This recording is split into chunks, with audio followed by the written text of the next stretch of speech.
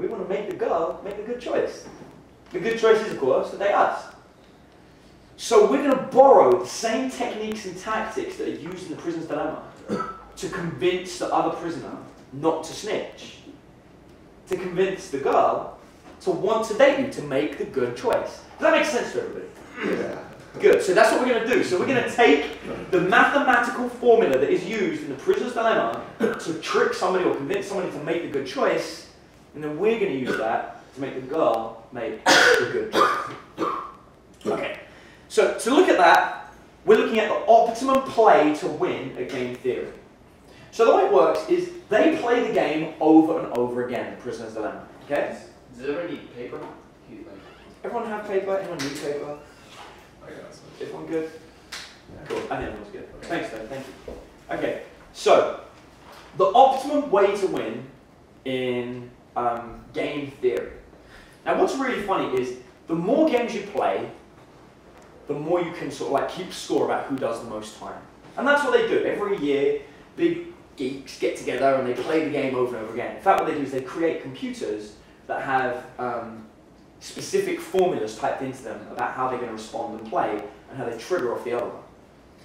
And now what's fascinating is to understand about the optimum way of playing, because negative past experience shapes negative behaviors and vice versa. For example, if in the first game you don't snitch, but the other person does, in the second game, you're going to start snitching because you've had a bad experience. So like, well, I'm going to snitch you back, so I reduce my time. Okay? And vice versa. Positive past experiences are going to create positive future experiences. So as the game is played over a period of time, the longer you play, the more of an understanding you get about the other person. It's the same about in a dating interaction. If when you first have an interaction with somebody, if it's negative, then the more time you spend with them, they're going to assume the next interactions are going to be negative. They're going to learn from that. Oh, the first time I spoke to you, I didn't like the feeling I got. So now I'm not going to like you. And then, because I don't like you, I'm not going to like anything you do. So everything you do is negative. And so they end up not liking you. On the other hand, if they like the first thing you do, oh, I quite like this person, this is a nice person. This is why it's so important to move away from basic, standard game technology or theories or things that they use, because if you're using a standard line, a standard chat-up line that somebody's created, and the girl knows it, then the very first thing out of your mouth is already negative. Because she's already associating that with you hitting on her. She's not listening to the words. It doesn't matter what you say because she's ignoring it. Instead, she's thinking, oh, this guy's hitting on me. And that's what she's taking out of that. So we want to make sure that we're actually creating positive experiences that they can learn from, that they continue. Now, what's fascinating is that the optimum play for game theory is one that works like this. You act positive. Your opponent acts positive or negative. If your opponent acts negative, you act negative. But then you straight away go back to acting positive. This formula is the optimum formula for winning a game theory. They've calculated it, they've practiced it. If you're playing the prisoner's dilemma, that is the best way of playing. You'll always start out positive, so your first interaction is positive. If your opponent's first interaction is positive, you'll both just continue being positive, it'll be great. If your opponent's interaction is negative, you punish them, you act negative, but then you go straight back to positive. Eventually your opponent sees that every time that they're negative, you're negative to them. But whenever they're positive, you're positive to them. So eventually they learn, okay, I might as well just be positive. So you're teaching them over a period of games how to behave to you. So when it comes to interacting with a girl, we're going to start out positive. We're going to be friendly. Hey, what's up? We're going to be friendly with them. And then if they're negative to us, if they take that opening line as anything other than positive, then we're going to be negative. But we're instantly going to be positive again. So they realize the only reason we were negative was because they were. And that way they learn it's a lot easier for them if they just be positive. And that's how we're going to play out the game. And that way you can control the behavior. And now that's a form of psychological learning known as operant conditioning. Operant conditioning is most typically seen when it comes to rats in cages, and they have two buttons. Button A, you push it, you get food. Button B, you push it, you get electrocuted. It's pretty simple. They just keep pushing button A and getting all the food. Okay? They learn very quickly. Okay, there's no point pushing that one. They get punished for it. It's the same thing with the girl. We're going to keep being positive. If you're going to be rude, you're going to get punished for it. And then we're going to go back to being positive again. So it's a lot easier for her. Now, give you an example of a situation. I had this girl that I was dating, and she's back at my house, and she's a stunning girl. I ended up dating her. One of my friends was like, dude, you have to get that girl, she's the hottest girl in the club. And so I went up to her, hit on her, and that's how I ended up dating her. I ended up in a relationship with this girl for like 3 months. And she was a typical high-end nightclub girl.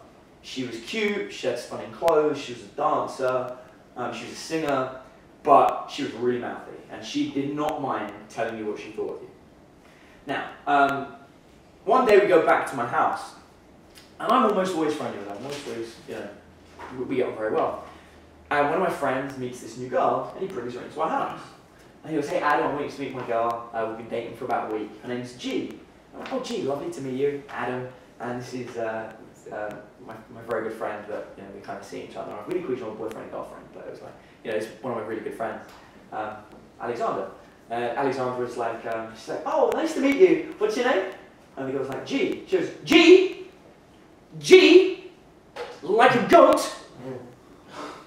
And the girl was like, mortified. Like, I don't think anyone had ever told her that her name was G like a goat before. And so I go to Alexandra, I'm like, come here. I take her in the kitchen, I'm like, I am deeply disappointed in your behaviour. I'm like, you can't just meet someone and be that rude. It's disgusting. And she starts mouthing off at me. I'm like, listen, I'm telling you as it is. You were rude.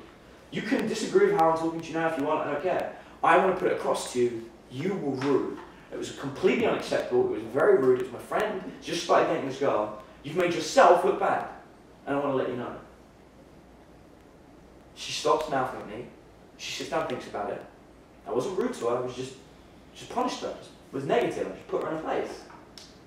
She then looks at me and she goes, I'm sorry. I'm like, it's okay, go on. Give her a big hug. I'm like, go out there and make friends. She goes outside, she makes friends, and the two of them get on really well. I controlled the behaviour. I didn't get into a fight, I didn't argue. I could have escalated it. I could have, when she snapped back at me, I could have kept going. But that's what most people do, and that's just going to cause a big fight. I don't want to fight her. I want to make it clear that I was being negative. I need to go back to being positive. I don't need to keep being negative. There's no point. Be negative, explain the point, punish her, move back to being positive. And that is how you can control the situation over a period of time. And that is really what you guys want to be doing when you're going out there and you're talking to people. Now, there are different types of guys according to girls. And this is the next thing that we're going to look at. So we're going to can everything that we just understood. Remember that, and store it somewhere in the back of your head. We're going to come back to it, but not right now. What we're going to do now is we're going to move on to the different types of guys as girls see them. Okay? Cooper et al. Discovered this as part of a test to do chat-up lines. Who? Cooper et al. Cooper and all. So it's additional people working with that. Yeah.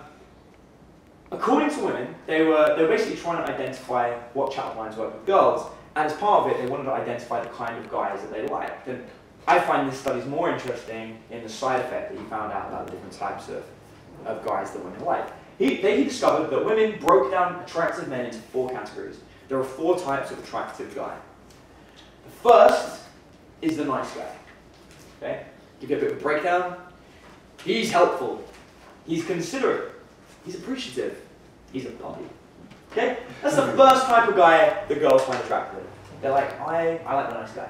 You know, I want a guy who treats me well, looks after me. He's a nice guy. The next guy is the provider. Man, go into woods. Man, kill pig. Man, burn fire. Man, build cabin. All warm, all fed. Yeah? It's the provider. This guy, he's got the money. He's got the talk. He's got the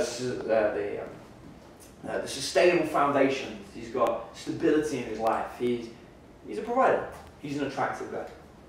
Next up, the leader. He's chatty, he's confident, he's strong-willed, and he's a captain of her heart. I can't remember if I made these up or if I copied them, but they're really cheesy. The fourth one is the bad guy. Okay, this guy is fickle, he's conceited, he's dependent. He's independent, and he's all wrong for you. But there's just something about him.